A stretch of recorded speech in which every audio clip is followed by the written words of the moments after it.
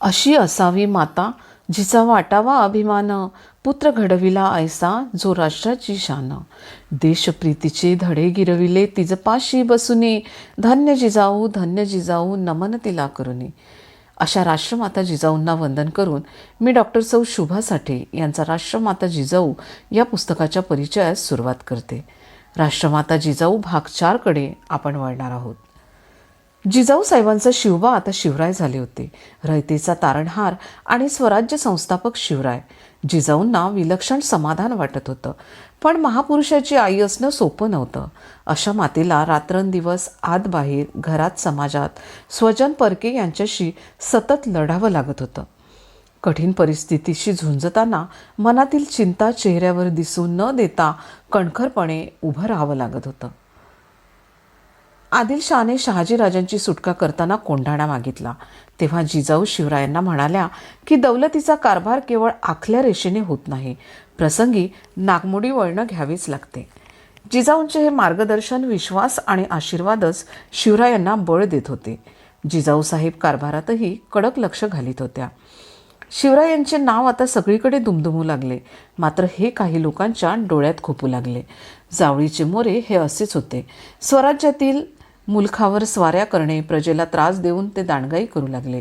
अखेर राजाने जावळीवर फौजा पाठवून जावळी काबीज करून रायरी स्वराज्यात आणला. रायरी म्हणजे रायगड. या काळात विजापुरात हाहाकार उडाला. बादशहा महम्मद आदिलशहा मरण पावला. त्याचा मुलगा अली बादशहा झाला. पण सर्व कारभार आदिलशहाची आई बडी बेगम साहिबा पाहू लागले. याच काळात शिवरायांचे ज्येष्ठ बंधू संभाजीराजे कनकगिरीच्या वेढ्यात गोळा लागून ठार झाले. शहाजीराजांना कैद करण्यात आणि आता संभाजीराजांना वेळेवर मदत न पोहोचवून इथेही त्याने घात केला. जिजाऊ साहेब संतापाने पेटून उठल्या. एका राजमातेचा हा संताप होता. पुत्रवियोगाने डोळ्यातून घळघळणाऱ्या अश्रूत वाहून जाणारा हा संताप नक्कीच नव्हता. योगायोगाने याच कालावधीमध्ये सकल सौभाग्य संपन्न सईबाई साहेब यांना दिवस गेले. त्यांना पुरंदरगडावर नेऊन ठेवले. लवकरच गोड बातमी आली. 14 मे 1657 युवराज जन्मास आले. कनकगिरीला मारल्या गेलेल्या संभाजीराजांचेच नाव युवराजांना दिले गेले. जिजाऊ साहेबांच्या आयुष्यात नवा आनंद उतरला. नातवाचे मुखकमल पाहून त्या हरखून गेल्या. आदिलशहाने शिवाजीला नष्ट करण्यासाठी अतिशय बलवान, कपटी म्हणून खूप प्रसिद्ध असलेल्या अफजलखानाची निवड केली आणि मुलखाची अतोनात हानी करीत त्याने वाईला तळ ठोकला. अफजलखानाच्या रूपाने स्वराज्यावर फार मोठे संकट आले होते. विचारविनिमयांती शिवरायांनी प्रतापगडावर खानाची भेट घेण्याचे ठरविले. महाराज एका अत्यंत अवघड भीषण प्रसंगाला तोंड देण्यासाठी निघाले होते. याहीपेक्षा जिजाऊ साहेबांचा आणि अत्यंत आजारी असलेल्या सईबाई साहेबांचा निरोप घेणं म्हणजे हृदयास पीळ पाडणाऱ्या गोष्टी होत्या. महाराज प्रतापगडावर मसलतीत व्यग्र असताना हृदय पिळवटून टाकणारी बातमी गडावर आली. सौभाग्यवती महाराणी सईबाई साहेब हे जग सोडून निघून गेल्या. 5 सप्टेंबर 1659 महाराजांना अत्यंत दुःख झाले. पुढे 10 नोव्हेंबर 1659 अफजलखान मारला जाऊन महाराज विजयी झाल्याची वार्ता राजगडावर आली. जिजाऊंच्या मनाला संतोष झाला. संभाजीचे उसने फिटले. मात्र कुणाच्याही हातून अफजलखानाच्या मस्तकाची विटंबना मात्र झाली नाही. शत्रूशी मरणानंतरही कसे वागायचे याचा हा संस्कार, नीतिमत्ता होती. माताही असामान्य आणि पुत्रही असामान्य. अफजलखानाच्या वधामुळे आणि शिवरायांनी केलेल्या प्रचंड यशस्वी घोडदौडीमुळे आदिलशाही दरबारात भडका उडाला होता. शिवरायांचा नायनाट करण्यासाठी फाजलखान आणि रुस्तमजमान पन्हाळ्याच्या रोखाने निघाले. पुढे सिद्दी जौहरने पन्हाळ्याला वेढा घातला. याचवेळी औरंगजेबाने शाहिस्तेखानाला प्रचंड सेनेसह दक्षिणेत पाठवलं. स्वराज्यावर आलेले हे 2 मोठे संकट, सोबतच राज्यकारभार सांभाळणे आणि आईविना छोट्या शंभूकडेही लक्ष देणे अशी चतुरस्त्र कामगिरी जिजाऊ सांभाळीत होत्या.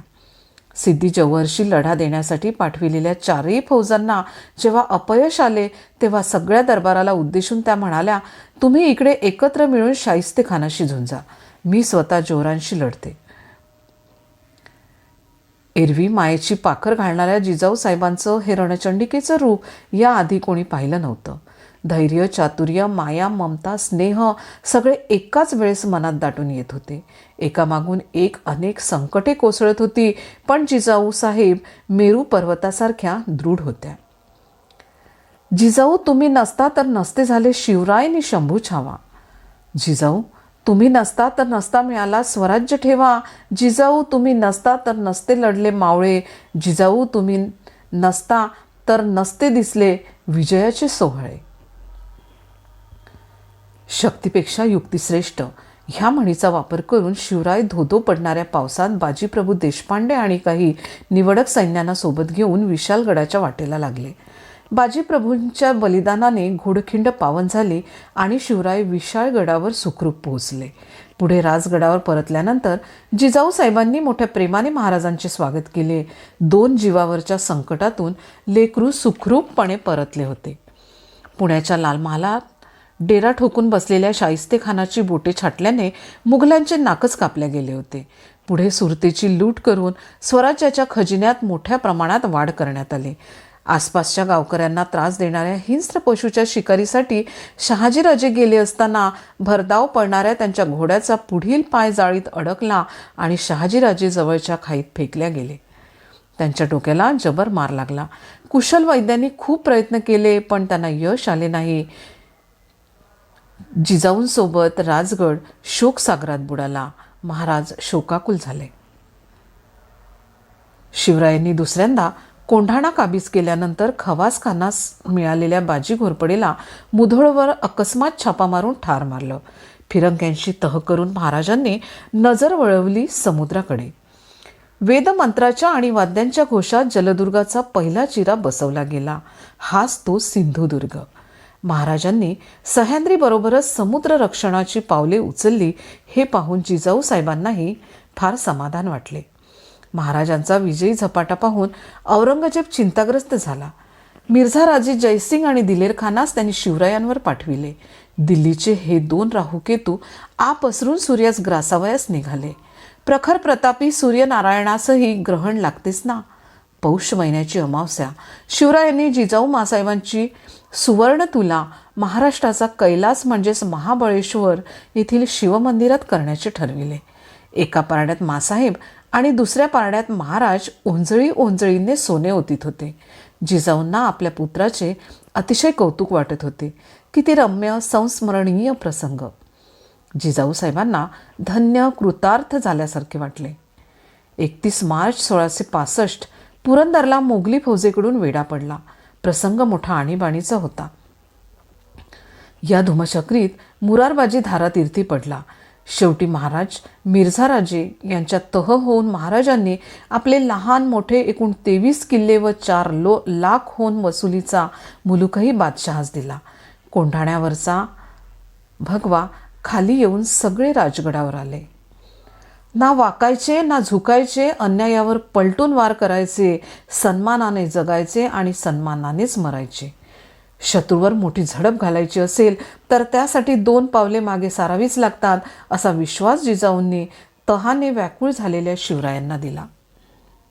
व्हिडिओ आवडल्यास चॅनलला सबस्क्राईब करून भाग 1, 2, 3 अवश्य बघा. लिंक शेअर केलेली आहे आणि समोर येणाऱ्या भाग 5 या व्हिडिओचा आनंद घेण्यास देखील विसरू नका. धन्यवाद.